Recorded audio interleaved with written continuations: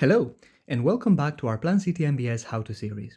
In this video, we'll explore the Rights of Light tool inside Plan.City MBS. This study allows you to evaluate pass and fail compliance at room level, adjust how that compliance is determined, inspect EFZ results, visualize Rights of Light contours, and fine-tune the result labels. Let's begin. To start, head over to the side panel and click on the Rights of Light button. If Rights of Light data has been imported, the panel will open presenting multiple tabs. Some of them are familiar, like the pass and fail results, breakdown results, and the details one, but there's a new one called EFZ, bespoke to this Rights of Light category. Let's start with the first one. After selecting the pass and fail results, rooms will get color-coded according to whether they pass or fail the Rights of Light evaluation. By default, rooms are colored using the current pass and fail colors, and the buildings containing those rooms are automatically made translucent so long as they belong to the surrounding group, allowing you to inspect the results clearly inside. This transparency behavior is applied selectively based on defined keywords for certain model groups, something that can be adjusted in the Files panel if needed. Something important to note at this point is how the pass and fail evaluation is determined. This is where recent changes become important. A room is considered a pass if the proposed percentage exceeds the pass target, or if the difference between the existing and the proposed percentages is less than or equal to the defined percentage difference threshold.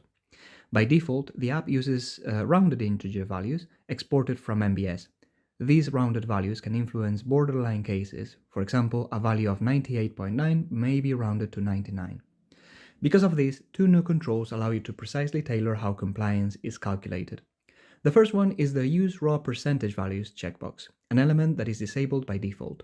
When enabled, the app calculates percentages using the raw floating point values derived from the lit area for both the existing and the proposed scenarios divided by the total room area.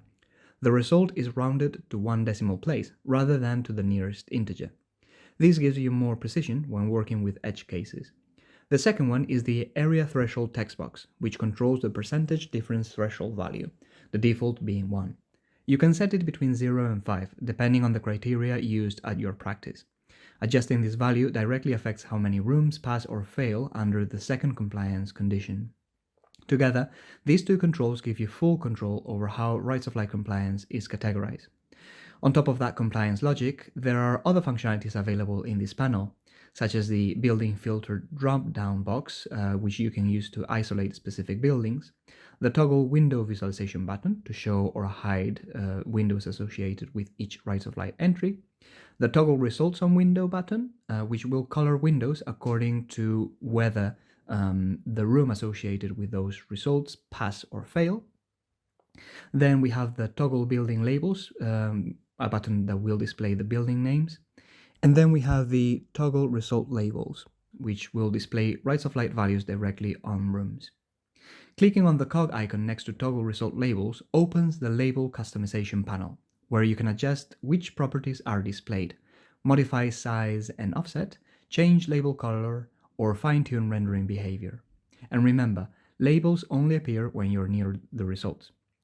Let's now jump on the second tab of the Rights of Light study, the EFZ results. This panel focuses specifically on EFZ data associated with the Rights of Light study. Using the building filter dropdown, you can view EFZ results across all buildings or focus on a single one. The working area adapts dynamically depending on your selection, displaying results either on a per building or on a per room basis. Some other available control here include the toggle building labels, the toggle window visualization, and the toggle result labels buttons. This tab is useful when you need to isolate and present EFZ performance independently from general Right of Light compliance. Let's now move to the breakdown results. This mode allows you to display Rights of Light contours for both existing and proposed conditions. Rather than showing all contours at once, the app requires you to refine what is displayed using filters. Let's take a look at the different options present in this panel, where you'll find the Use Raw Percentage Values checkbox that we saw before, the Area Threshold text box, and these two controls work the same way as they did before in the Pass and Fail panel. Then we have various filter drop-down menus to narrow down the entries that we want to actually visualize. Then the Propose and Existing Contour checkboxes to control contour visibility, and the color buttons that enable us to adjust the colors of the contours. As before, we also have the ability to toggle window visualization, to toggle the results on the windows, to toggle the building labels, and to toggle the result labels. This mode is particularly powerful when comparing existing and proposed conditions, specific buildings or floors, and visual contour changes across a scheme. With that said, let's now move on to the final tab, the details. This presents the entire Rise of Light dataset in data table format. From here, you can inspect raw values, sort and filter columns, or click on an index to automatically navigate to the associated room in the 3D scene, making it ideal for verification and auditing the results. The updated Rights of Light study in Plan.City MBS now gives you flexible compliance logic, adjustable rounding precision, customizable threshold values, EFZ visualization, contour comparison tool, and full control over labels and window display. This ensures that the app can align with different professional methodologies while still remaining clear and visually powerful. In the next video, we'll move on to the next available study in the series, the DD study. See you there!